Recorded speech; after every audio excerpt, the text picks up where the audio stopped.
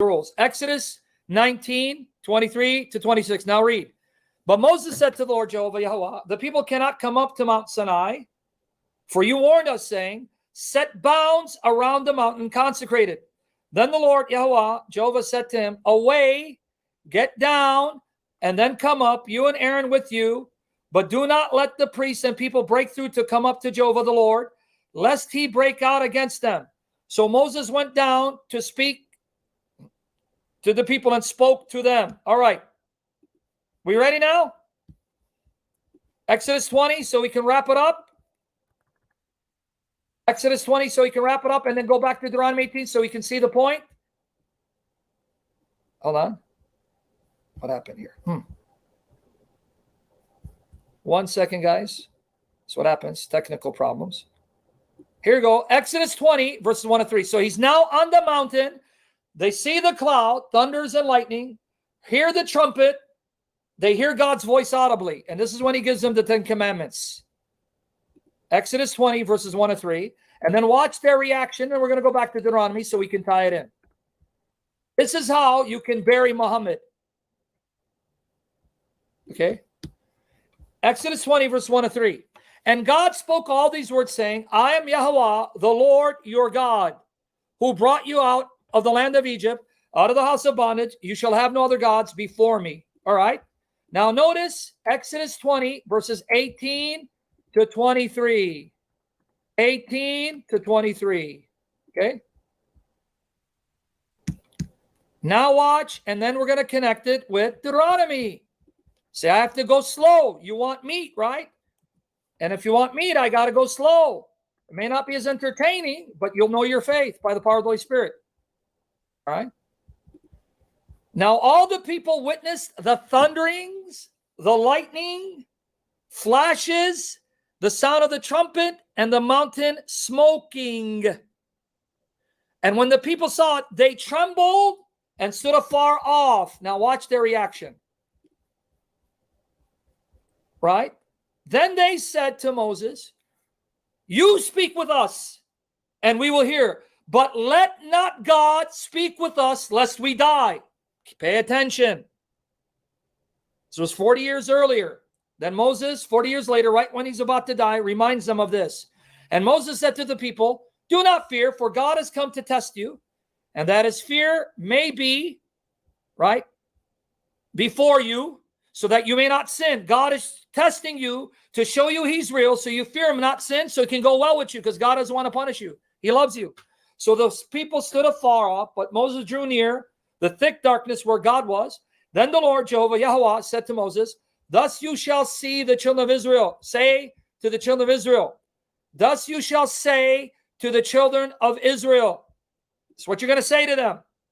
You have seen that I've talked with you from heaven. You didn't see my shape. Only Moses was allowed to see the shape in the cloud. You heard my voice. You shall not make anything to be with me, gods of silver or gods of gold. You shall not make for yourselves. Okay. Now, did we get it now? Did we get it?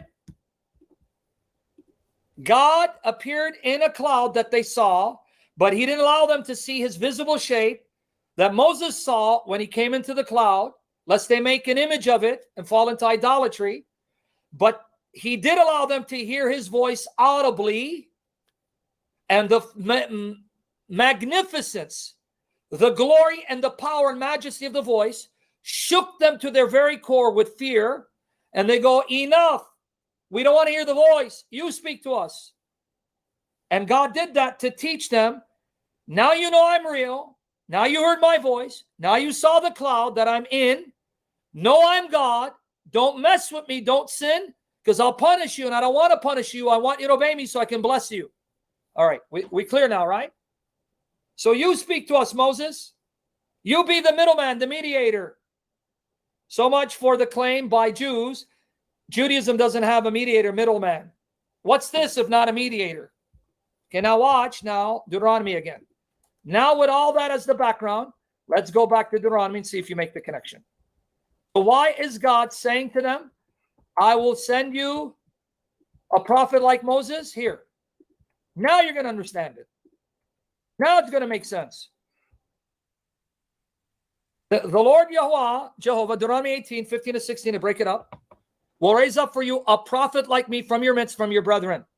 Him you shall hear. Why? According to all you desired of Yahweh, Jehovah your God, in Horeb, in the day of assembly, saying, let me not hear again the voice of Yahweh, Jehovah my God, nor let me see this great fire no more, lest I die. Now do you catch it? Now do you understand what the prophecy is all about? Now do you understand what the prophecy is all about? Let's see if you understood before I move on. Now do you understand what the prophecy is all about? It's the voice that brought all creation into being, the voice that sustains all creation, the voice that can strike you dead in a nanosecond. That's how powerful his voice is. The prophecy is an assurance to Israel. Okay, God, pay attention now so I can help you unpack this prophecy. Okay, God, Moses is going to die. Who's going to talk to us? Because we can't handle hearing your voice. We can't handle you speaking directly to us because your voice is too dreadful, majestic for us sinners. So now what? Moses dies, then what? That's the context of the prophecy. Moses is about to die because in Deuteronomy 34, he dies and God buries him on the mount because he doesn't enter the promised land because of his sin. God says, rest assured, after the death of Moses, I won't leave you without hope. I will continually raise up prophets from amongst you, from your brethren tribes, to be my mouthpiece, my mediators, so they speak to you on my behalf, so I don't have to speak to you, to honor what you asked of me. In light of this, how can it be about Muhammad? If you understand the context of the prophecy, how in the world can it be about Muhammad when God is assuring his people, you don't want me to appear to you and speak to you directly and audibly, because that's too much for you to handle. You want Moses to speak to you. Well, now Moses is going to die. Now what? I'm constantly, continually going to raise up prophets like Moses. They will speak to you on my behalf and make known to you my commands, so I don't have to speak to you directly in order to honor what you asked of me. In other words, this prophecy isn't just about Jesus. Jesus fulfills it. He's the ultimate fulfillment, but it's not even about him.